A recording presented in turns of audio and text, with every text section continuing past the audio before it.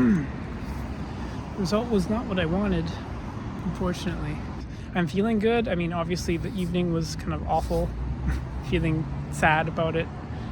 But this is kind of like, and I've been contemplating a lot too, like, do I share this? But I feel like if I'm going to make it honest, I might as well share it. Like, this is just the reality of this path that I've chosen. And the people that they did choose ultimately are going to be fantastic doctors. It doesn't mean that I wouldn't make one. It's just that this process is so competitive. Last cycle, I felt so drained and so tired by the time I went to do the application. I actually did most of the application in only a week. I spent 1 week on it. And I almost didn't do the application last cycle. I was so focused on my BMC work, and I was also I had just moved to Toronto. I had a lot on my plate, and I was also burned out coming out of my master's. So while I had only a week to work on the application, I still felt really good about it. I think what felt the best about it was that I felt like I finally knew why I was pursuing medicine, and I felt like that narrative was able to show through in my application. I felt really proud of that, because when I wrote in 2021, I couldn't communicate that at all. I didn't know why I was doing this. Why am I so driven to pursue this goal? And that was the first time I felt that. And because of that, I felt like it was a really well-written application. But that said, there possibly are detractors that now I'm thinking back to it. So that's why I feel like I didn't even think I'd get an interview, honestly. And now that I got an interview, and I mean, I'm not feeling immediately discouraged. I still feel like there's a shot here. So I am reapplying one final time. I'm going to give it my all. I'm going to spend months on this thing. I think, if anything, I'm feeling more encouraged. Anyways, but the other thing is, it's only been 24 hours, so I might change my mind later on, but I'm going to get it on tape here. I'm going to attempt to reapply.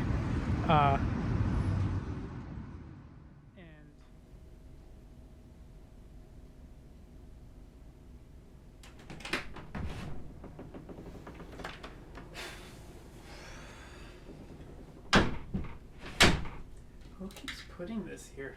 Ugh. Much better.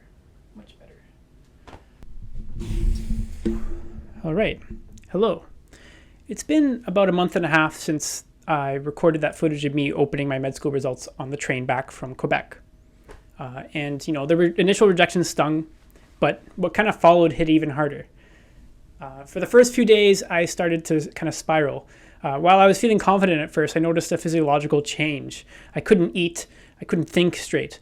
I had no backup plan because I had poured everything into the hope that I'd finally get in this time. And physically, I crashed. My brain felt scattered. I couldn't concentrate. It was like reality had been pulled out from under me. I felt this deep pressure pain in my chest, and I felt like I couldn't breathe sometimes. I overthought. I reflected a lot, disconnected from everything, and my brain just sort of stopped cooperating. So I went to therapy, because obviously I needed it at that time. And in one of those sessions, I was asked to make a list, just a quick list of what she calls blue sky days. The days where I felt the most alive, most connected, and none of them had to do with grades or school or interviews. Although I will admit I do like getting the occasional good grade or doing an interview. But I digress. Instead, they were things like drawing a comic that helped someone understand their condition, finishing a video I was proud of, running until my brain went quiet, staring at a new bird, sitting with someone who was going through a difficult time. It made me realize something. I don't just want medicine because it's hard. I want meaning. And medicine is just one of the ways I think I can get there. Now, at first, I thought this would be an either-or decision. Do I fully commit to BMC, or do I fully commit to medicine? Do I do clinical work or creative work? But maybe it doesn't have to be that binary. I started to think about it differently, not as a fork in the road, but as two parallel paths that sometimes diverge and sometimes meet again. I've already seen how medical illustration and communication complement patient care, how the same empathy that you need in the clinic is the same empathy that drives storytelling and design. And maybe that's the edge that I bring. Maybe I don't have to leave one behind to chase the other. Now, one thing is, I got this tattoo. You can see here. I got it about a day or two after I got back from Quebec. It was part of my plan to move back to Calgary for the med school. But the tattoo is like an open window with the Toronto skyline and feathers falling down from it, Stellar J feathers. And then there's birds flying in the distance.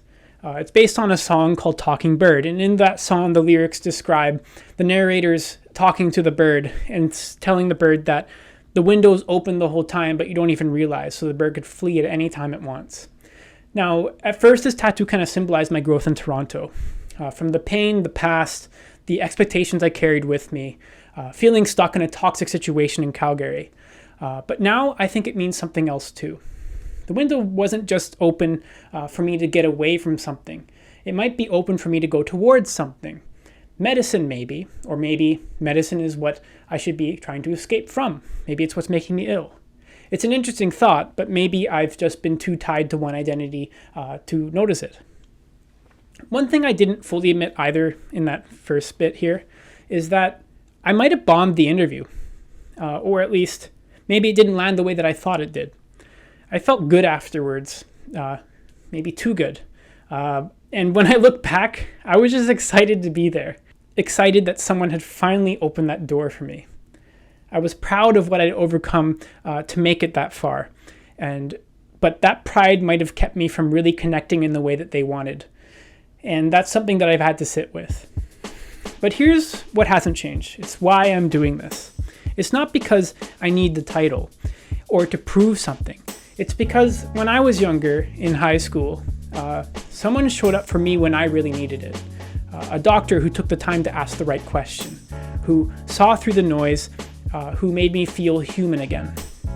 I've never forgotten that, and I want to be that for someone else. That's what's driven me this entire time.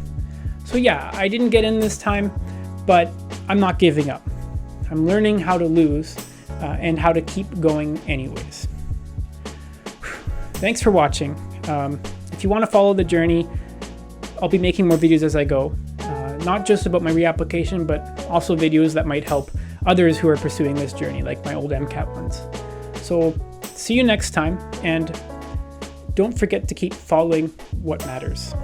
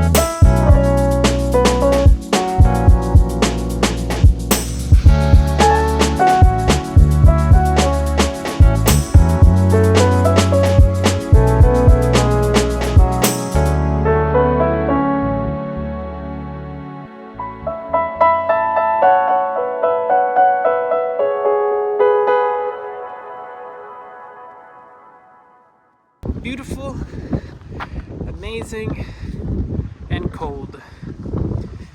Beautiful, amazing, and cold. Oh, wait, hang on. Salute. Need to salute the flag. That's something that I started doing regularly.